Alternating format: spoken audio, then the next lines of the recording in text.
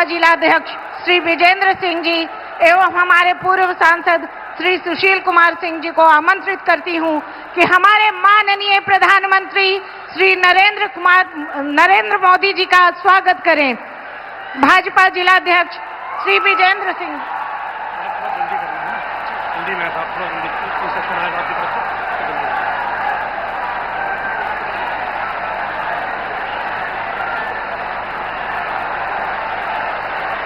के लिए बता देना आपके पहले वाली जल्दी खत्म करें क्योंकि हेलीकॉप्टर का टिकट का प्रॉब्लम है, आपने बताया।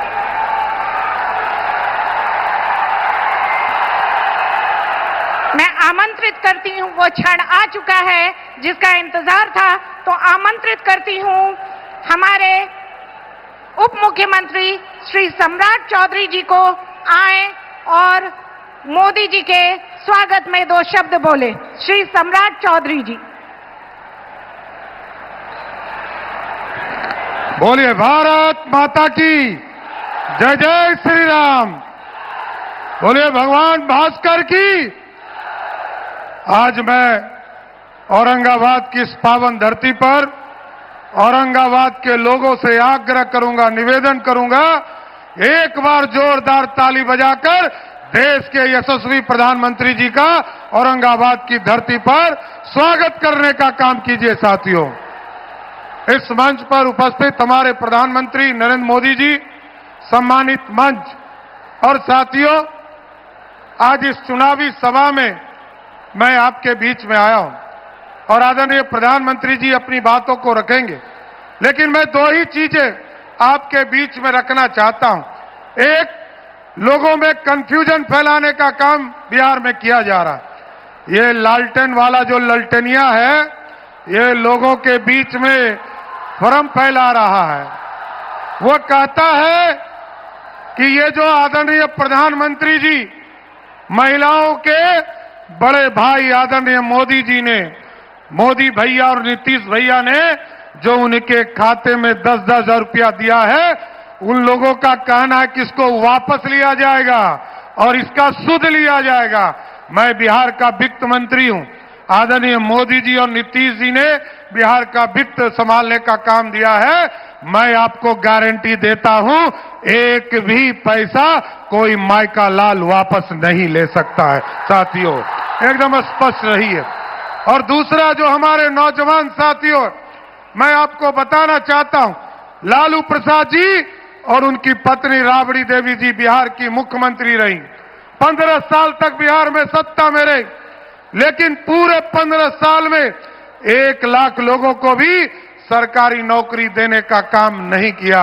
लेकिन नीतीश कुमार जी के पूरे शासनकाल में 20 गुना अधिक काम हुआ और बिहार के नौजवानों को जहां 1 लाख भी लालू प्रसाद जी ने नहीं दिया था, आज नीतीश कुमार जी और एनडीए की सरकार ने 18.5 लाख लोगों को सरकारी नौकरी देने का काम किया।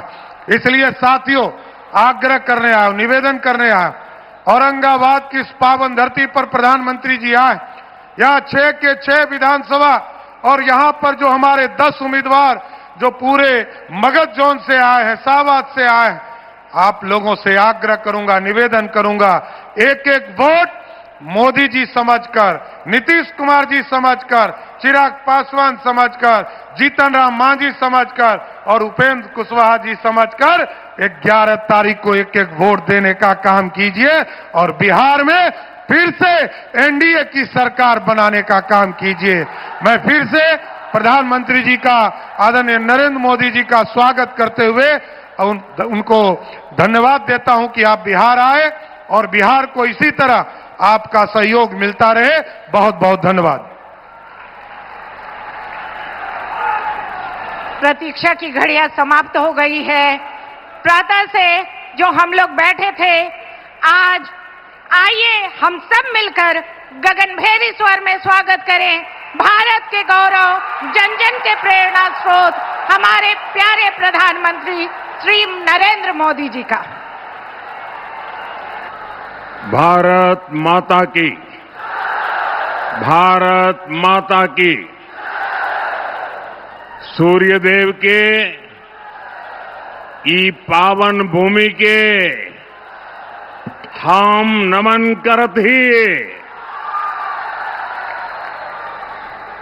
उमगेश्वरी माता एवं देवकुंड के ई वैभवशाली भूमि पर अपने सबके अभिनंदन करित है।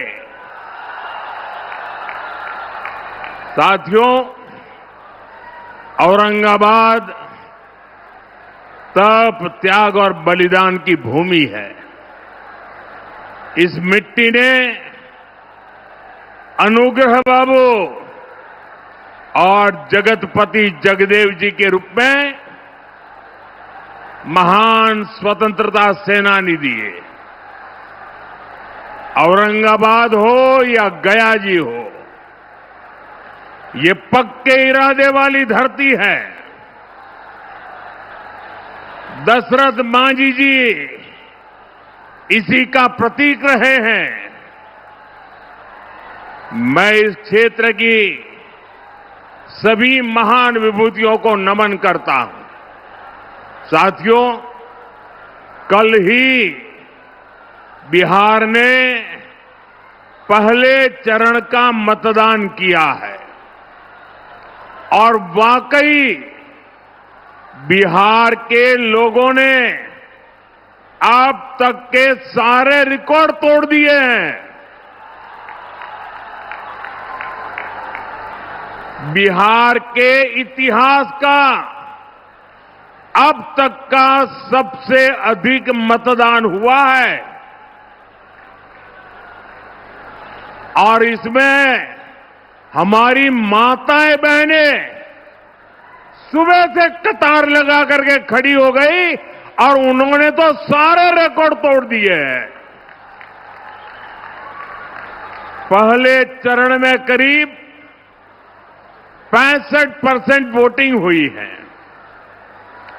ये दिखाता है कि एनडीए सरकार की वापसी का मोर्चा खुद बिहार की जनता ने संभाला हुआ है, बिहार के नौजवानों ने संभाला है, बिहार की माताओं बहनों ने संभाला है, बिहार के किसान भाइयों ने संभाला है।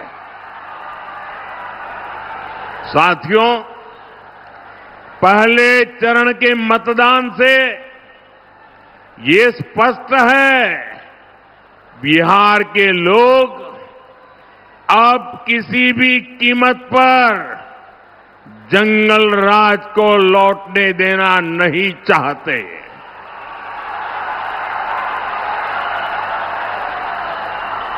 बिहार का नौजवान आरजेडी के झूठे वादों पर नहीं, एनडीए के ईमानदार इरादों पर वोट दे रहा है। आरजेडी ने झूठे वादों का भ्रम फैलाने की भरसक कोशिश की। इनके वादों पर तो खुद कांग्रेस को ही भरोसा नहीं है, इसलिए वो आरजेडी के घोषणा पत्र की बात ही नहीं करती। बिहार के लोगों ने, बिहार के नौजवानों ने भी आरजेडी के झूठ के पिटारे को खारिज कर दिया है। साथियों, बिहार का मतदाता नरेंद्र नीतीश के ट्रैक रिकॉर्ड पर भरोसा कर रहा है, हमारे पक्के इरादों को समर्थन दे रहा है। पहले चरण के मतदान से ये तय है, फिर एक बार एनडीए सरकार, फिर एक बार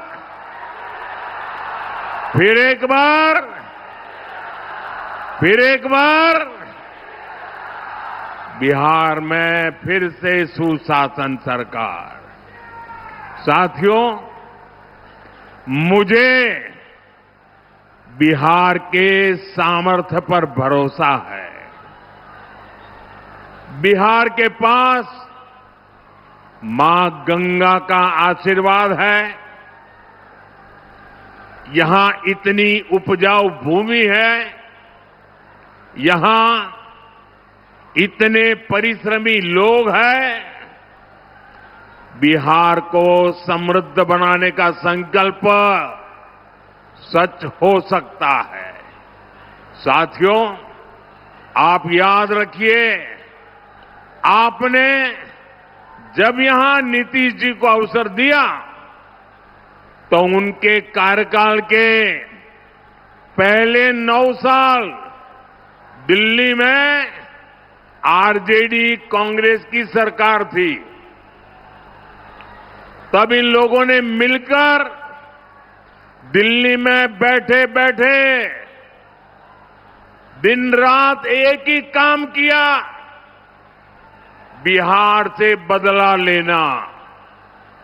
और वो लगातार बिहार के विकास में रोड़े अटकाते रहते थे,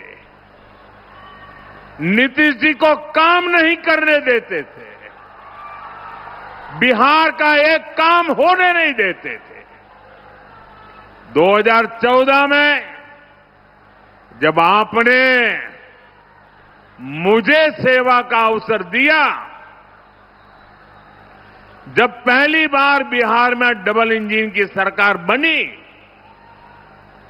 हमारी डबल इंजन की सरकार ने बिहार के विकास के लिए 3 गुना ज्यादा पैसे दिए।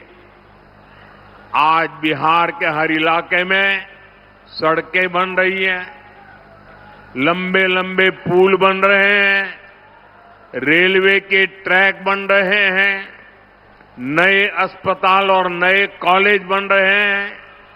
साथियों, अब एनडीए की डबल इंजन सरकार ने बिहार के उज्जवल भविष्य के लिए नए संकल्प लिए हैं। हमने अपने घोषणा पत्र में बताया है कि इन संकल्पों को सिद्धि का रास्ता क्या है, हम इसको कैसे करेंगे, ये भी बताया है। अपनी घोषणाओं को हम कैसे पूरा करने वाले हैं।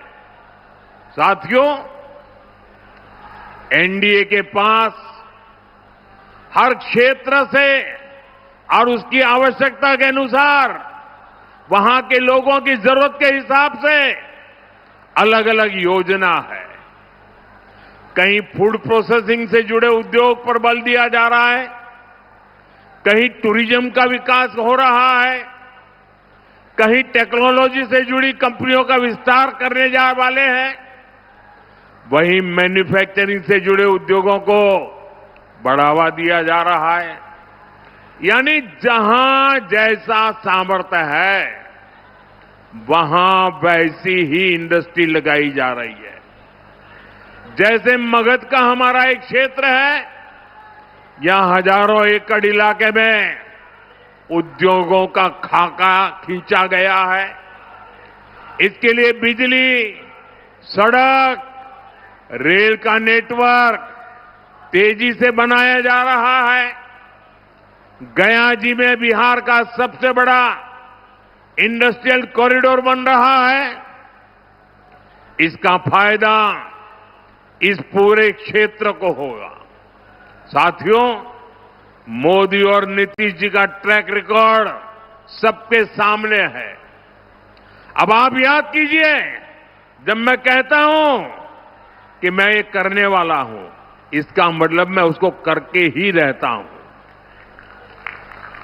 मैं आपको याद दिलाता हूं, बिहार के मेरे भाई बहन, मोदी ने कहा था